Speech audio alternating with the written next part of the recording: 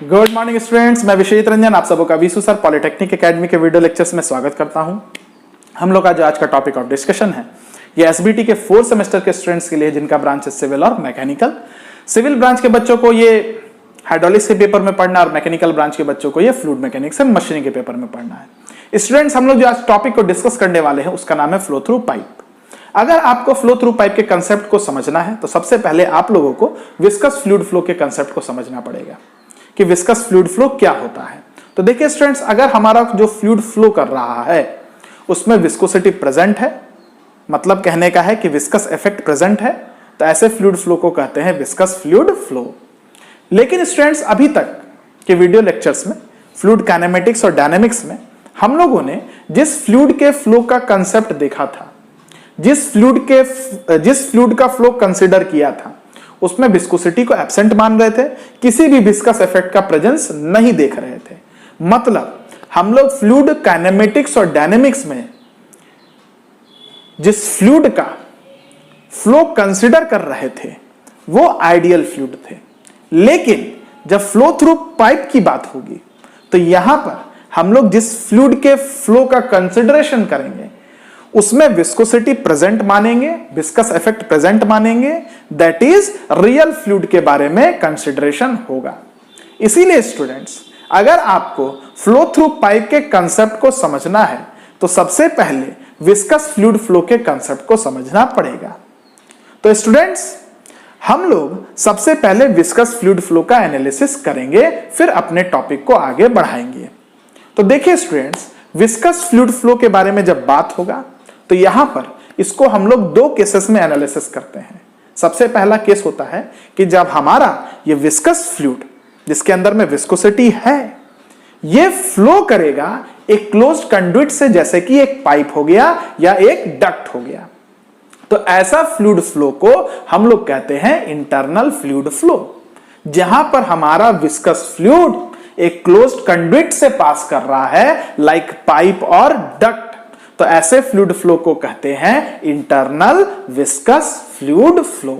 लेकिन जब हमारा विस्कस फ्लूइड एक सरफेस के ऊपर से पास करेगा तो ऐसे विस्कस फ्लूइड फ्लो को हम लोग कहते हैं एक्सटर्नल विस्कस फ्लूइड फ्लो।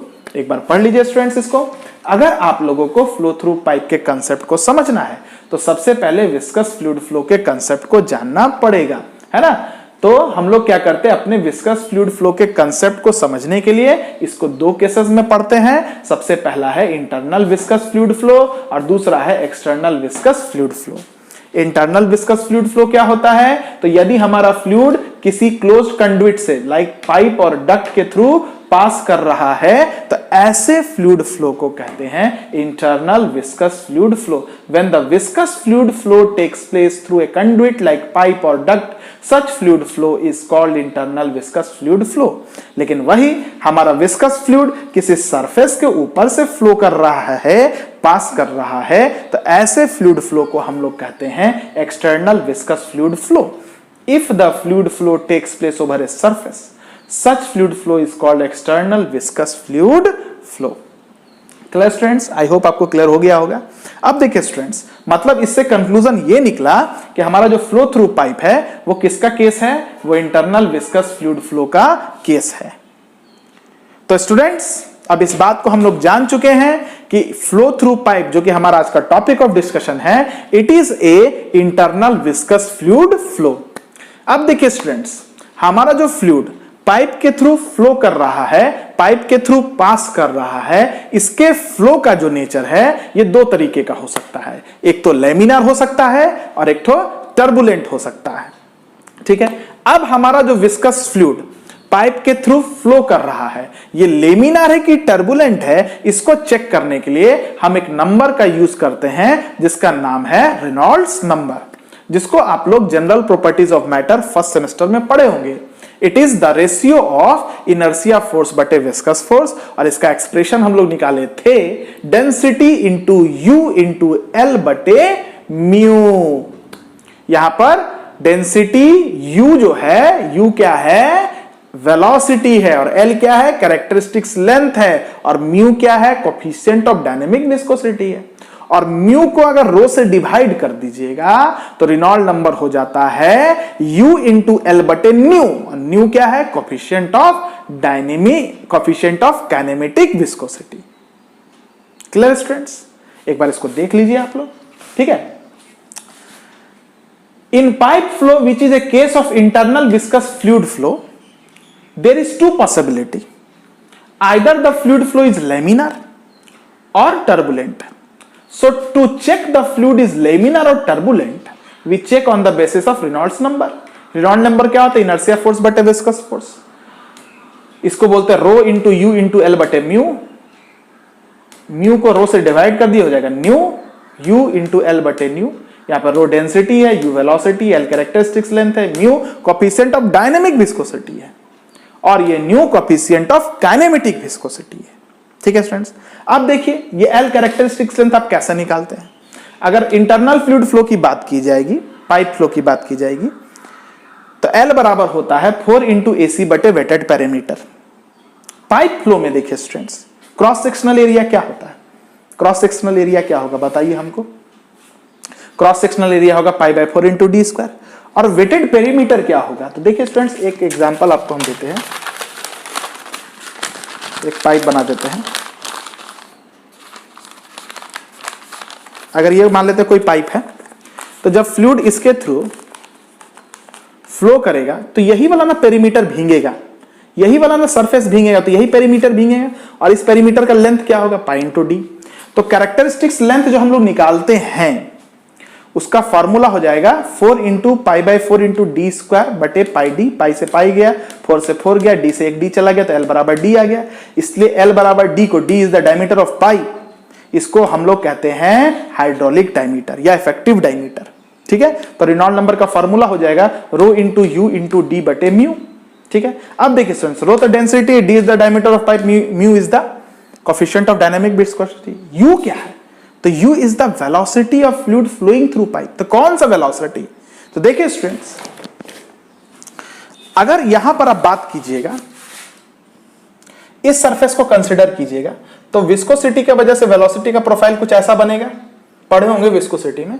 और इस सरफेस को अगर कंसीडर कीजिएगा तो जो लिक्विड फ्लो कर रहा होगा, तो विस्कोसिटी की वजह से वेलोसिटी का प्रोफाइल ऐसा बनेगा। इसको बोलेंगे सेंटर लाइन। इस पर हम आगे फिर चर्चा भी करेंगे आगे। अभी तो एक आप लोग थोड़ा सा पढ़े होंगे तो जानते होंगे, आई होप, है ना, विस्कोसिटी में आपको हम पढ़ाए थे ये चीज। तो यहां पर आप देखिए फ्लूइड का पार्टिकल का वेलोसिटी ये है, इस पार्टिकल का वेलोसिटी है, इस पार्टिकल का वेलोसिटी ये है। सेंटर लाइन पे जो वेलोसिटी होता है पार्टिकल का वो मैक्सिमम होता है। सेंटर लाइन वेलोसिटी हमेशा सबसे ज्यादा होता है।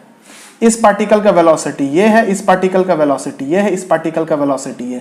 मतलब इस इंस्टेंट पर आप देख रहे हैं कि डिफरेंट पार्टिकल का डिफरेंट वेलोसिटी है। तो इन सारे पार्टिकल्स का जो एवरेज वेलोसिटी होगा, उसी एवरेज वेलोसिटी को हम लोग कंसीडर करते हैं फ्लो थ्रू पाइप में। और ये जो एवरेज वेलोसिटी होता है, इसको हम लोग निकालते हैं डिस्चार्ज से। डिस्चार्ज बराबर क्या होता है? Area into velocity. क्योंकि पाइप का एरिया यूनिफॉर्म है, तो ये जो वेलोसिटी होगा दैट इज Q बटे A, इसी को बोलते हैं एवरेज वेलोसिटी।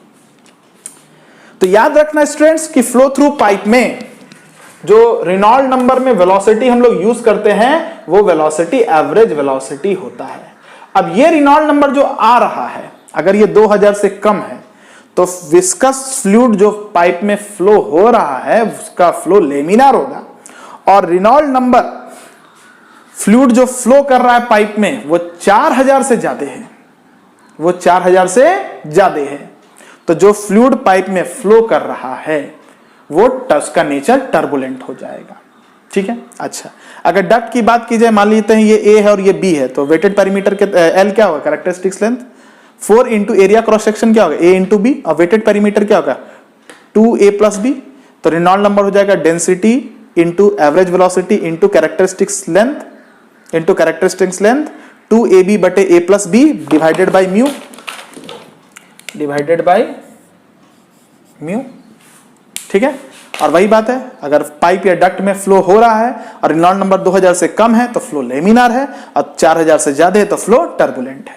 ठीक, अब देखिए स्टूडेंट्स, अगर आपको फ्लो थ्रू पाइप के कंसेप्ट को जानना है तो सबसे पहले that is internal fluid flow को अगर आपको समझना है तो आपको थोड़ा सा डिस्कशन एक्सटर्नल फ्लूइड फ्लो के बारे में करना पड़ेगा।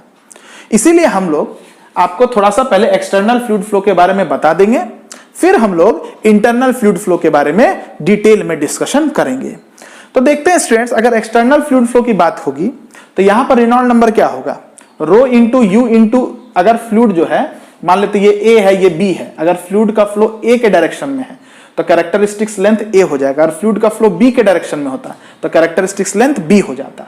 तो रेनॉल्ड नंबर होता rho into you into characteristics length that is a बटे म्यू। अब देखिए स्टूडेंट्स, एक्सटर्नल फ्लूइड फ्लो में जो वेलोसिटी कंसीडर करते हैं, यहां पर एवरेज वेलोसिटी का कंसेप्ट नहीं होता है।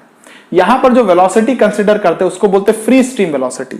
मतलब हमारा जो फ्लूइड फ्लो कर रहा होगा तो इस सरफेस में आने से पहले जो वेलोसिटी होगा उस वेलोसिटी को कहते हैं फ्री स्ट्रीम वेलोसिटी। और ये देखा जाता है कि मान लीजिए अगर ये कोई सरफेस है तो ये फ्री सरफेस होगा, यहां पर जो वेलोसिटी होता है इसको बोलते हैं मैक्सिमम वेलोसिटी, और ये जो वेलोसिटी है फ्लो का, फ्लूइड का, सरफेस में आने से पहले ये वेलोसिटी का मान बिल्कुल इस फ्री सरफेस पर जो वेलोसिटी है उसके बराबर है। इसीलिए हम लोग इस वेलोसिटी को कहते हैं फ्री स्ट्रीम वेलोसिटी। याद रहेगा स्टूडेंट्स, फ्री स्ट्रीम वेलोसिटी क्या है, तो फ्री स्ट्रीम वेलोसिटी फ्लूइड का वेलोसिटी है फ्लूइड सरफेस के कांटेक्ट होने से पहले, और चूंकि ये जो वेलोसिटी है इसका वैल्यू बिल्कुल फ्री सरफेस पर जो वेलोसिटी होता है उसके बराबर होता है, इसलिए इस वेलोसिटी को कहते हैं free stream velocity. Free stream velocity is the velocity at free surface. In external viscous fluid flow there is no concept of average velocity। यहां पर एवरेज वेलोसिटी का कोई भी कंसेप्ट नहीं होता है। आई होप आपको इतना थोड़ा सा इंट्रोडक्शन क्लियर हो गया होगा। अगर हो गया है तो सारे पॉइंट को पहले नोट डाउन कीजिए, फिर हम लोग अपने डिस्कशन को आगे बढ़ाएंगे। आपको इंटरनल फ्लूइड फ्लो पढ़ने से पहले थोड़ा सा एक्सटर्नल फ्लूइड फ्लो के बारे में जानकारी पहले दे देंगे, फिर हम लोग इंटरनल फ्लूइड फ्लो के बारे में चर्चा को आगे बढ़ाएंगे। तो पहले वीडियो को पॉज करके इन सारी बातों को लिख लीजिए।